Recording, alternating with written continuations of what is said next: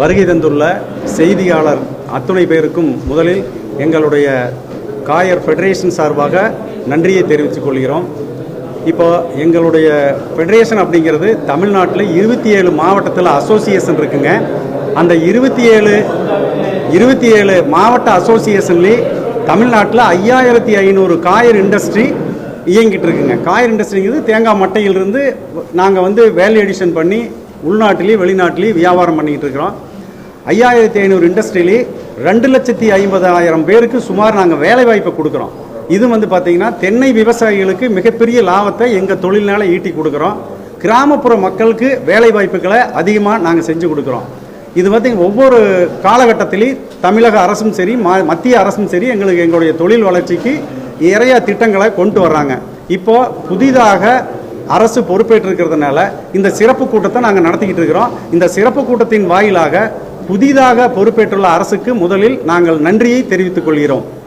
எங்களுடைய கோரிக்கை என்ன அப்படின்னா, புதிய அரசுகிட்ட தமிழ்நாடு கயறு வணிக மேம்பாட்டு நிறுவனம் என்ற ஒரு நிறுவனம் எங்கள் தொழிலை மேம்படுத்துறதுக்காக கோயம்புத்தூரை தலைமையிடமாக கொண்டு இயங்கிட்டு இருக்குங்க. அதுக்கு இப்போ சிஇஓ வேக்கண்டாக இருக்குது. அந்த சிஇஓ போஸ்டிங் உடனடியாக ஒரு சிறந்த நிர்வாகியை அமைத்து எங்களுக்கு உதவி செய்ய வேண்டும். அதே போல் மத்திய அரசாங்கம் மத்திய கயறு வாரியம் என்ற ஒரு அமைப்பை 1956 எங்களுக்கு கொடுத்துக்கிட்டு இருக்காங்க. அது கேரளாவை கொச்சினை தலைமையிடமாக கொண்டிருக்குது. அதில் பார்த்தீங்கன்னா அந்த chairman coir board chairman posting ஒரு ஐஏஎஸ் ஆஃபீஸராக டெல்லியில் இருக்காங்க.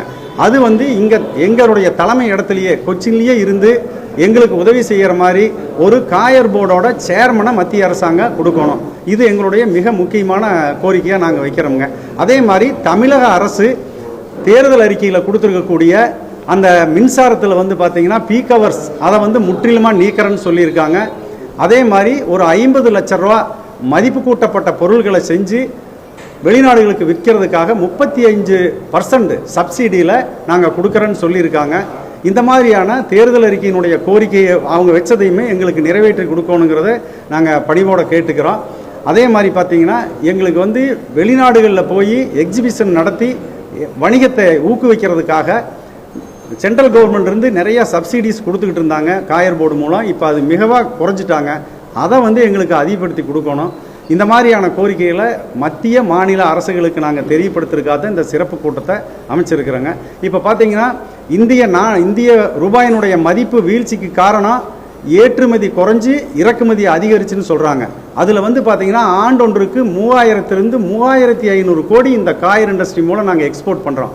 இன்னும் எங்களுக்கு நிறையா உதவிகளை அரசாங்கம் செஞ்சுங்கன்னா நாங்கள் வெறுமனே ரா மெட்டீரியலாக சைனாவுக்கு அனுப்புறது மற்ற நாடுகளுக்கு அனுப்புறத வேல்யூ எடிஷன் பண்ணி அனுப்புகிற போது நாங்கள் குறைஞ்சபட்ச ஒரு 10,000 கோடி ஆண்டு ஒன்றுக்கு ஏற்றுமதி செய்ய முடியும். அப்போ இந்திய ரூபாயின் மதிப்பு கட்டாயம் நம்ம இந்திய ரூபாயின் மதிப்பு கூடும். இந்த மாதிரி கிராமப்புற தொழிலாக இருந்தாலும் எங்கள் தொழிலுக்கு அரசாங்கம் இந்த மாதிரியான திட்டங்களை எங்களுக்கு உருவாக்கி கொடுத்தாங்கன்னா மிகவும் சிறப்பாக இருக்கும் அப்படிங்கிறத இந்த செய்தியாளர் சந்திப்பில் நாங்கள் கேட்டுக்கிறோம். ஆனால் 2 அரசாங்கமும் எங்களுக்கு செஞ்சு கொடுப்பாங்கிற நம்பிக்கையில் நாங்கள் இருக்கிறோம்.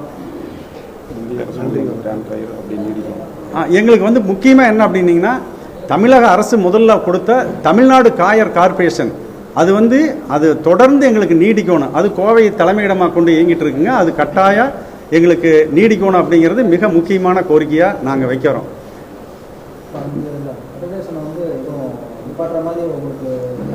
இல்லை டேன் காயரை பேசிக்கிறாங்க. அந்த மாதிரி இல்லாமல் அந்த டேன் காயருங்கிறது பார்த்தீங்கன்னா கேரளா கர்நாடகாவில் மாநில அரசாங்கம் இந்த தொழிலை ஊக்குவிக்கிறதுக்காக கொடுத்தது. அதே மாதிரி தமிழ்நாட்டில் இந்த காயருடைய தொழிலை ஊக்குவிக்கிறதுக்காக ஒரு அமைப்பை ஏற்படுத்தினாங்க. அது கோயம்புத்தூரில் தலைமையிடமாக கொண்டு நடக்குதுங்க. அதில் பார்த்தீங்கன்னா அங்கே இருக்கக்கூடிய ஸ்டாஃப்ஸு சிஇஓ எல்லாமே ரிலீவ் ஆகிட்டாங்க. ஒரே ஒருத்தர் தான் இருக்காங்க. அதனால அதை நிறுத்துகிற மாதிரி பேசிக்கிறாங்க. ஆனால் கட்டாயம் அது மிக முக்கியம் இந்த தொழில் வளர்ச்சிக்கு. அதை தொடர்ந்து இந்த அரசாங்கம் அதுக்கு உதவி செஞ்சு தனி நிதி ஒதுக்கி எங்களுக்கு அந்த டேன் காயர் அப்படிங்கிற அமைப்பை சிறப்பாக செயல்படுத்தணுங்கிறது மிக முக்கியமான கோரிக்கையாக நாங்கள் எடுத்துக்கிறோங்க. அதே மாதிரி நாங்கள் பார்த்தீங்கன்னா தமிழ்நாட்டில் 21 காயர் குழுமம் இருக்குதுங்க. காயர் குழுமங்கிறது வேல்யூ எடிஷன் பண்ணக்கூடிய கூட்டு குழுமம், கிளஸ்டர்னு சொல்லுவோம். அதுக்கு பார்த்தீங்கன்னா நிறைய நிதியுதவி தேவைப்படுது, பில்டிங்ஸ் தேவைப்படுது. அதை ஒரு அனலைஸ் பண்ணி அந்த காயர் குழுமங்களை ஏற்கனவே இருக்கக்கூடியதை நல்ல முறையில் செயல்படுறதுக்கு அரசாங்கம் எங்களுக்கு உதவி பண்ணணும். இன்னும் எல்லா மாவட்டத்திலையுமே இந்த மாதிரியான காயர் கூட்டு குழுமங்களை உருவாக்கி அப்போ தான் நாங்கள் வேல்யூ அடிஷன் பண்ணி அனுப்ப முடியும். இல்லைன்னா 80% ரா மெட்டீரியலாக நாங்கள் வந்து வெளிநாட்டுக்கு அனுப்பிச்சிட்டு இருக்கிறோம். அதை மதிப்பு கூட்டப்பட்ட பொருளாக மாற்றணும் அப்படின்னா நிறைய காயர் கிளஸ்டர்ஸ் வரணும். அதில் நிறைய சட்டத்திட்டங்களை ரொம்ப சிம்பிளிஃபை பண்ணி எங்களுக்கு கொடுக்கணுங்கிறது எங்களுடைய மிக முக்கியமான கோரிக்கைங்க.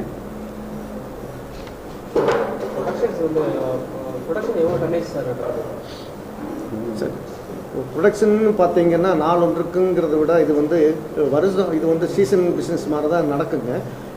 அதிகபட்சமாக பார்த்தீங்கன்னா கொக்கோ பித்துங்கிறது பார்த்தீங்கன்னா பல லட்சம் மெட்ரிக் டன்னுகள் வந்து இங்கிருந்து வந்து உலகத்தில் இருக்கக்கூடிய 157க்கும் மேற்றான நாடுகளுக்கு இது உற்பத்தி செய்கிறங்கிற ஃபைபருங்கிறது பார்த்தீங்கன்னா உள்நாட்டில் வந்து பயன்படுத்துறது இல்லாமல் சைனாவில் போய் பயன்படுத்துவதற்காக அனுப்புறதும் பார்த்தீங்கன்னா அதுவும் பல லட்சம் மெட்ரிக் டன் போகுதுங்க. அதிகமாக வந்து உற்பத்தி செய்யப்படக்கூடிய இந்த சூழ்நிலை இங்கே இருக்கிறதுனால இன்னும் வந்து முயற்சிகள் தேவைங்கிறது எங்களுடைய வேண்டுகோள். காயர் ஃபைபருங்கிறது பார்த்தீங்கன்னா சைனாவுக்கு வந்து ஒரு 70-80% 80%, மற்ற அனைத்து மேற்குலக நாடுகளுக்கும் மிச்சம் போகுதுங்க. கொக்கோ பித்துங்கிறது பார்த்தீங்கன்னா எல்லா கான்டினென்ட்டுக்கும், அதாவது வந்து அமெரிக்காவில் ஆரம்பிக்கப்பட்டு ஆஸ்திரேலியா வரைக்கும், இங்கு சைனாவில் ஆரம்பிக்கப்பட்டு அண்டார்டிகா, ஆப்பிரிக்கா அனைத்து நாடுகளுக்கும் எங்கெல்லாம் வந்து மண்ணில்லாத விவசாயம் நடைபெறுகிறதோ அங்கெல்லாம் வந்து இந்த கொக்கோபித்தின் தேவைகள் வந்து விவசாயத்தினுடைய மண்ணுக்கு பொதுவாக மாற்றுக்கு விவசாயத்துக்கு உதவுறதுனால அதிகமாக 150க்கு மேற்பட்ட நாடுகளுக்கு இங்கிருந்து வந்து ஏற்றுமதி செய்யப்படுதுங்க.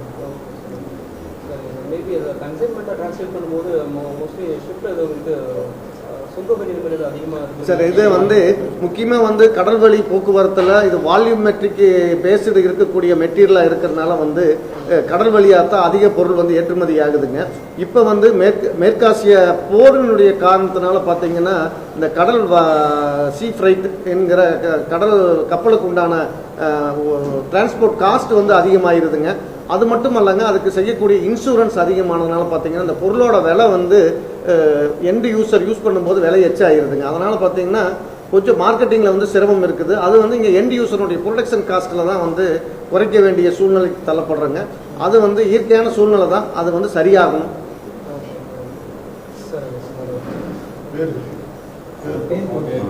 என்னுடைய பேர் வந்து பூச்சாமி. நான் தமிழ்நாடு ஃபெடரேஷனோட பிரசிடெண்ட்டுங்க. நான் சேது என்கிற பழனிசாமிங்க, தமிழ்நாடு ஃபெடரேஷனுடைய பொதுச் செயலாளர்.